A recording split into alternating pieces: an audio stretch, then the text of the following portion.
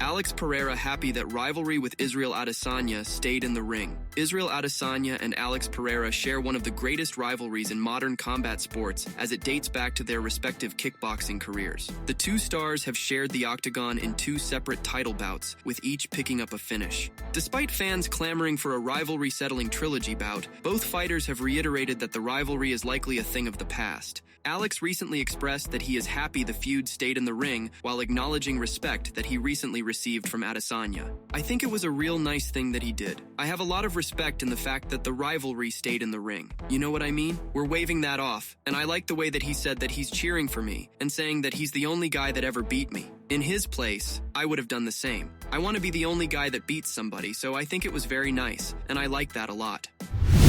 Jamahal Hill says Khalil Rountree not at his level. Jamahal Hill takes umbrage with those who think Khalil Rountree can beat him. In his most recent outing, Hill suffered a first-round knockout loss to Pereira at UFC 300 in April. He was scheduled to face Rountree at UFC 303 in June, but withdrew due to injury. His performance against Pereira drew comparisons to Rountree's, but Hill is confident that he would handily beat Rountree if they ever fought.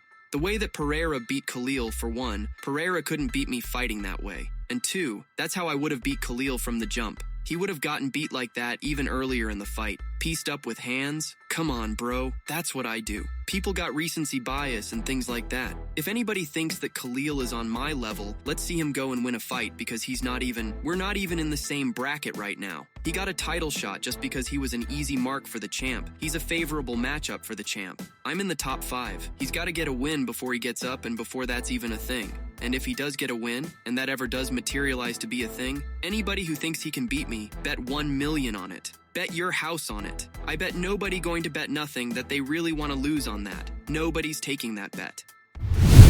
Anthony Smith says UFC 310 matchup fits late career criteria. Anthony Smith is at the stage of his career where he wants each fight to have meaning. After making his MMA debut in October 2007 and competing nearly 60 times since, Smith has experienced almost everything a fighter can, including challenging for the UFC light heavyweight title against then-champ Jon Jones in March 2019. At 36 and with 4 losses in his past 6 fights though, signs point to things winding down for Lionheart. He's not ready to declare a retirement plan, be it a number of fights or length of time. That's because he still has fight left in him, and Smith can feel the fire burning strong when he gets specific fights. I've always liked the Dominic Reyes fight, for no other reason than he's one of the best guys in the world, and one of those guys that I think a lot of people thought beat Jon Jones. It's interesting to me, which is kind of where I'm at in my career right now. I just want to have some fun. I want to train really hard. I want to enjoy whatever I have left in my career, and I want fights with guys that I think matter, and Dominic Reyes matters to me. PFL boss isn't nervous about Francis Ngannou's stardom falling flat like Sean O'Malley's. Don Davis, the co-founder of the Professional Fighters League, has been actively promoting Francis Ngannou's debut fight in the organization against Renan Ferreira as arguably the biggest MMA fight of the year. He also claimed recently that the PFL has solidified its position as the second largest MMA organization and asserted that the PFL's investment in Francis is part of a broader strategy to enhance its roster. Speaking at the pre-fight media scrum, Davis said that he's not anxious about Ngannou's potential stardom falling flat, contrasting his organization's fighter-driven model with the UFC's promoter-driven approach. The question is, are we nervous about Francis? Are we nervous about the outcome? No. Professional Fighters League is different from the other guys. The other guys are a promoter-driven league. They have stakes in certain fighters winning. They put a lot of investments in Sean O'Malley winning. They worked to make sure he wins. They invested a lot in marketing, hoping he's the next Conor McGregor, and then he falls flat and they're disappointed. We're a fighter-driven league. Fighters control their destiny. If they win, they advance. If they win 4 times, they become league champions and win $1 million in the belt. I don't control anything here. I don't have favorites, I root for them all. It doesn't matter who wins and loses here to us, we root for them all and support them all equally.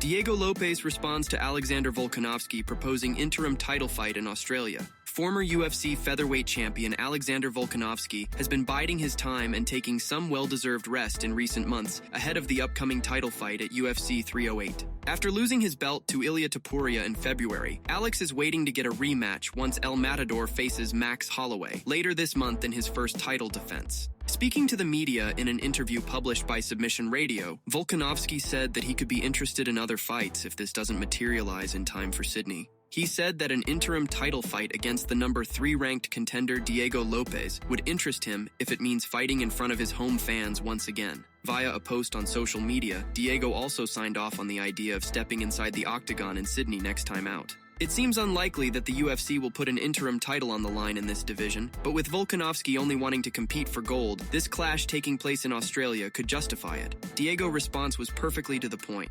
February sounds good to me.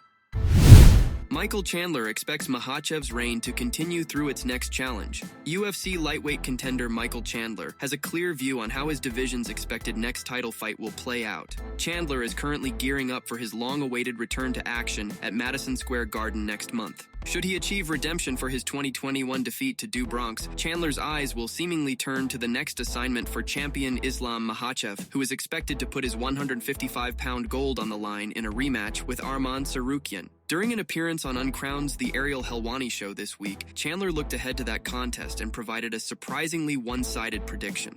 I fancy Islam in that fight. I'll be sitting there cage-side seeing who my next opponent is. I think Islam is he has evolved a lot over the last couple of fights. He's going to get the takedown. If he does get the takedown, I think he can get the submission. And obviously, he showed against Dustin that he's something to be reckoned with on the feet these days. So, I think Islam gets the job done, and I don't think it's that close. I'm not necessarily saying he dominates Arman, but I do think he takes this one pretty handily. I think Islam has come a long way. I don't think it will be as close as the last one was. Belal Muhammad predicts how Robert Whittaker versus Khamzat Chimaev fight will go down at UFC 308. In a recent interview with Submission Radio, Muhammad expressed his support for Chimaev against Whittaker, highlighting the former's wrestling talents and predicting a win for him. That's one of those fights I can't wait for it to come, and then to know that it's a week away is huge. But for myself, I think I got Khamzat taking him down. I don't know. I have him by submission. We've seen Whittaker get taken down by Duplessis with like a headlock, and Khamzat's wrestling is so good. To see how dominant he has been with wrestling, I think he's going to go in there and do the same exact thing to Whittaker. Ilia Topuria eyes record held by Jorge Masvidal at UFC 308. UFC featherweight champion Ilia Topuria wants to emphatically establish superiority over Max Holloway next weekend in Abu Dhabi. Topuria has been his usual confident self ahead of his upcoming pay-per-view main event opposite Max Holloway at UFC 308. That's perhaps not a surprise given how he backed up his pre-fight talk with a destructive knockout of Alexander Volkanovski, but based on the predictions he made during an appearance on Monday's episode of The Ariel Helwani Show on Uncrowned, Topuria could have a tougher time living up to his remarks come fight night at Etihad Arena. There is no chance for Max. The only thing I'm praying for every day is I want him to show up, because I'm going to do the rest. We already know who is the world champion. We're going to find out that I am the BMF also. I will be there in the middle of the octagon in the first 10 seconds. I want to have the fastest knockout in UFC history also with my hands. Jorge has it with the knee, I want to do it with the hands. If he stays in the middle in the first 10 seconds of the fight, we're going to see the fastest knockout in UFC history.